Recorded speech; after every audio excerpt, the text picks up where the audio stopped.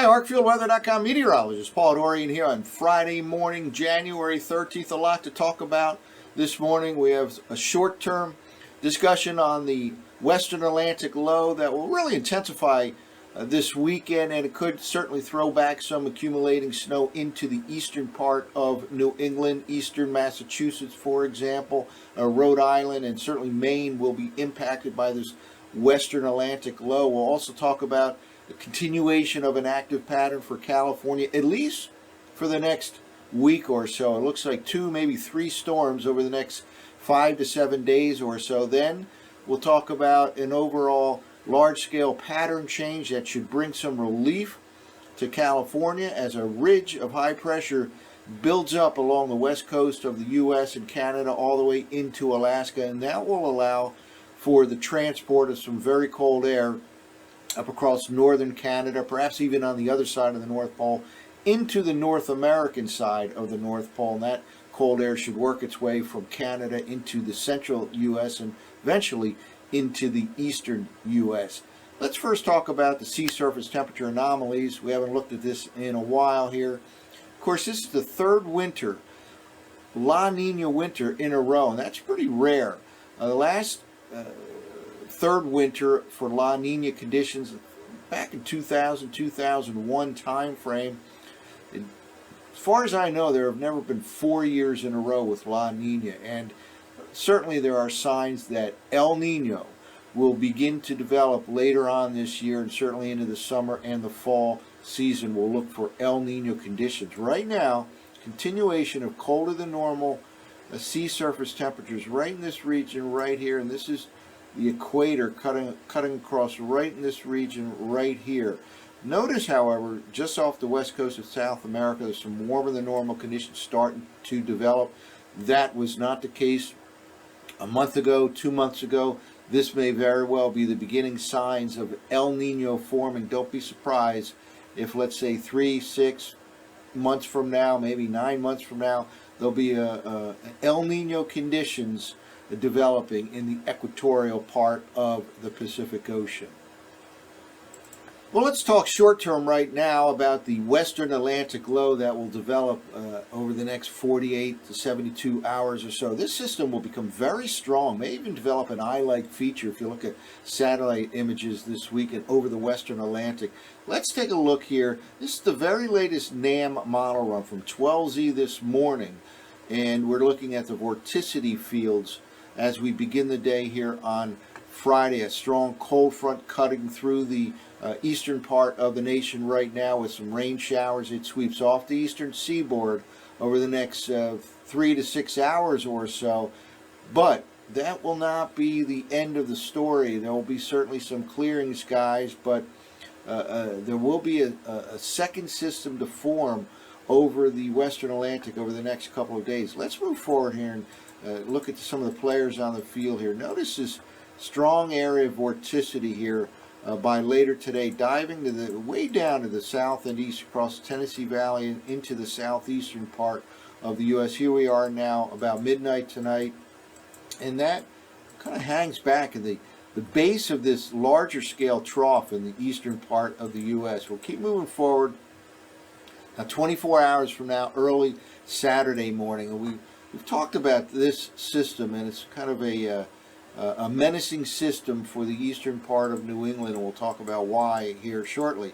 Notice it slows down, it really kind of grinds to a halt for a while right over the Carolina coastline here. Now we're all the way into Saturday night, early Sunday morning, and it will spawn the formation of a very strong low pressure area right in this region right here over the Western Atlantic that certainly has a chance to push back accumulating snow all the way into eastern Massachusetts, Cape Cod, for example, Rhode Island, maybe even into central Massachusetts and eastern Connecticut. We'll have to see how things evolve over the next couple of days, and it certainly will have an impact on New Hampshire and much of Maine later on in the week. And we're talking all the way into Sunday, this kind of a system. Here we are all the way now into midday on Sunday, and here is the location of the upper level low and the vorticity max as of midday on Sunday. Now let's take a look at the surface maps.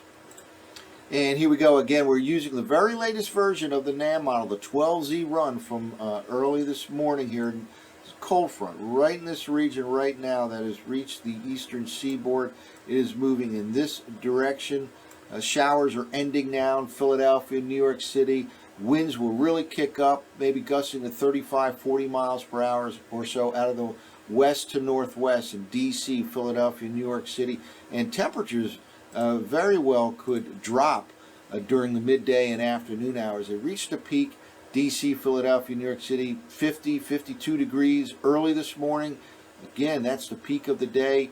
Northwest winds usher in colder air for the midday and afternoon hours, and it gets downright cold over the next couple of nights. Certainly quite a chilly weekend in the Mid-Atlantic region, and the winds will be persistent, making it feel even colder than the actual air temperature. Now, let's move forward here, again using the 12Z NAM model here as we get into the upcoming weekend. And again, that cold front has ushered in colder air throughout the eastern third of the nation. Here we are now this evening, precipitation free for the most part on the eastern side of the Appalachians by the time we get into the afternoon and evening hours. Then we move forward into the weekend. Here we are now all the way to Saturday morning. Notice this kind of hanging back here on the surface maps of the 12Z NAM model run. And that is where this secondary low will form over the upcoming weekend. Notice the millibars 998. It intensifies and it becomes a very strong storm by the time we get into Saturday evening. And here we go now into late Saturday night, early Sunday morning. Look at that 987 millibar low, and again, very well may develop an eye-like feature over the waters of the Western Atlantic later on this week, and take a look at some satellite imagery over the weekend on that. But watch what happens up here over eastern New England. This system certainly has the potential to throw some accumulating snow all the way into maybe even in Boston, but eastern Massachusetts, certainly Cape Cod, Rhode Island, and Maine will certainly have an impact as well with some snow and ice. And here it is, all the way into Sunday evening. This system hanging back, very slow mover. And that's always a tough forecast here. We'll have to watch this over the next 12 to 24, 36 hours or so to see if it could actually impact areas a little bit farther to the west, maybe much of Connecticut, much of western Massachusetts, maybe even the New Jersey coastline. It's not out of the question here, so this is something we'll watch. Again, this is all the way into Sunday night, still strong, 987 low. Well, let's kind of switch gears now and look at the short term, but also in the medium and longer range as well. And we'll focus in here on the ensemble run of the Canadian model from last night, 0Z, looking at 500 millibar height anomalies. And here's that deep upper level trough situated over the Tennessee Valley, much of the eastern third of the nation. Again, a shorter wave, a small scale vorticity max, rotates through the base of the trough right in this area right here. That sets off the formation of that strong western Atlantic low over the next 24 to 48 hours or so. Let's move forward here. California continues to get hit. Notice upper level low, and there have been a series of upper level lows flowing in off the Pacific Ocean and bombarding the west coast of the U.S. California, of course, has been hit by storm after storm, and looks like at least another 2 storms, maybe even 3 storms over the next 5 to 7 days or so. But then the pattern changes, and we'll see that here in a moment. Here we are with a weekend storm, another powerful storm coming into California over the upcoming weekend. This is Saturday evening forecast map, and here is that western Atlantic low. Again, certainly will impact eastern part of New England. We'll have to continue to monitor this closely over the next day or two. Then let's keep moving forward here. Here comes another system, a weekend system, and then another system slamming into California early next week. This is the Monday morning forecast map. So certainly 2 storms back to back hitting California, one this weekend and one early part of next week. Now, let's keep moving forward here and watch this part of North America. This is the middle part of next week. We're all the way out to Wednesday of next week. Low pressure represented on these particular 500 millibar height anomaly maps as blue, below normal heights, extending from Alaska, the Aleutians, all the way down the west coast of Canada and into the western part of the U.S. But watch what happens by the time we get out to about the 20th of January. We're kind of pinpointing that day, certainly give or take a couple of days on both sides, to see this ridge starting to pop up here from the eastern part of the Pacific Ocean, go out a couple days in advance here, all the way to the latter part of January 20th. And here comes a significant ridge starting to pop up across the west coast of the U.S., Canada, and eventually that extends all the way up into Alaska. Meanwhile, downstream there's an impact as well. Notice this upper level low. Again, we're using the ensemble version of the Canadian model from last night. Here we are all the way out to January 21st, January 22nd time frame,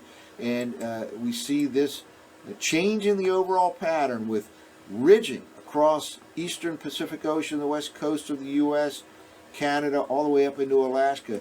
That does a couple of important things. First of all, it kind of ends the threat, for at least for a while, of storms hitting California. There will be some welcome relief, maybe a drier, even a milder pattern setting up January 20th and beyond, maybe January 21st and beyond. Second, deep upper level trough starts to form here over the eastern half of the nation, and that will be associated with some colder air mass. And let's just draw something right here. Notice this flow of air by the 22nd of January here will be in this fashion. And that will be some much colder air, certainly, than the central and eastern U.S. have been accustomed to over the past couple of weeks here. But this kind of a flow with the ridging popping up here, deep upper level trough setting up over the eastern half of the nation, and this is an important pattern change by the 20th, 21st, 22nd, and beyond. Again, this wind change will allow for the transportation of cold air masses from way up near the North Pole, perhaps even from the other side of the pole, down into the central and eastern U.S. Now let's go out a little bit farther in time here. We're all the way out 10 days right now. We have the strong ridge now. 10 days from right now, upper level trough in the eastern half of the nation, ridging Alaska, western Canada, and go out even a little bit farther in time. And again, keep in mind, ensemble runs tend to smooth things out with time. Climatology kind of plays more and more of a role. So strong ridges and lows may tend to look weaker in the longer term, and we're past 10 days out here, but in reality they may not actually weaken. This is a kind of a reflection of, again, smoothing things out with time with ensemble runs. But here we are all the way out to the 24th of January, kind of in the longer range now, ridging over here. And notice here also, at this particular time, we may develop cross-polar flow. This is the North Pole right in this region, right at the very top of this particular map, and we have a wind flow now. Could even allow for cross-polar flow. In other words, some of this very cold air that's been sitting over Siberia over the past week or two could flow onto the North American side of the North Pole. And it'll be still a little too early to say exactly how this evolves over the eastern half of the nation. We may get, as the December cold air outbreak, we may get an initial thrust of the cold air down into the central part of the nation, and then it kind of works its way into the east. That is a possibility later this month, but certainly some cross-polar flow may develop by the latter part of the month. We'll go out a couple more days here, and again we have this continuation with potential of cross-polar flow. Certainly cold air over northern Canada will be allowed to be pushed into the central part of the U.S. and ultimately into the eastern part of the U.S. So this is a big pattern change coming over the next 7, 10, 14 days or so. Ridging popping up from Alaska down the west coast of Canada, U.S., and upper level trough setting up over the central part of Canada and the U.S. into the eastern part of those nations. Well, one last set of charts here. Let's look at the surface maps from last night's operational run of the Canadian model here. Again, strong cold front sliding across the eastern states right now as we speak, about to push off the eastern seaboard here, and some cold air moves in behind it. Now let's move forward. Here we go into Saturday and kind of looking at the CONUS view here. Another storm hitting California at this particular time over the upcoming weekend. Meanwhile, Western Atlantic low really starts to intensify here as we talked up front in this video discussion. Look at that. Very tight pressure gradient pattern setting up here by Saturday evening. Again, could become strong enough to develop an eye over the waters of the Western Atlantic. Another round of tremendous snowfall over the Sierra Nevada mountains. Another several feet of snow headed for the higher elevations of eastern California. A lot of rain across the coastline. Again, two or three storms possible over the next 5 or 7 days or so in California. Another foot of rain in some of those low-lying elevation areas. Let's keep moving forward here into Sunday. And here is that system, 984 millibar low, all the way out to Sunday night, and certainly impacting New Hampshire, Maine, even all the way down still to Massachusetts. All of New England has to pay particular attention to this particular storm system over the, not all the answers are in yet. Over the next 12 to 24 hours or so, we'll have a better idea on if this can extend farther to the west. Again, certainly eastern Massachusetts, Rhode Island, New Hampshire, Maine will be impacted by this very, very strong Western Atlantic low. Then we get into the early part of next week, another kind of back-to-back system slamming into California. One over the weekend and one in the early part of next week. Monday morning still, 984 low, sitting right here over the Western Atlantic, not moving fast at all. Then we go into the middle part of next week. We have another kind of a weak system cutting across the Mid-Atlantic region. And finally, we'll end up, we're here by the middle of next week, a stronger system reaches the central part of the U.S. with some cold air to the north and east. Will go all the way out to about a week from now. This certainly can produce some accumulating snow, the upper Midwest, interior Northeast by the time we get to the latter part of next week. This is indeed a potential big snowstorm for upstate New York, New England. A week from now, we're looking at next Friday, January 20th, and that's again about the time that the large-scale pattern changes across North America, with ridging popping up from Alaska, west coast of Canada, west coast of the U.S., eastern Pacific, and downstream, troughing will set up over the central and eastern part of the of the nation. Big changes coming again. In the short term, watch out for that storm over the Western Atlantic this upcoming weekend. That's it for now. For ArcfieldWeather.com, I'm meteorologist Paul Dorian.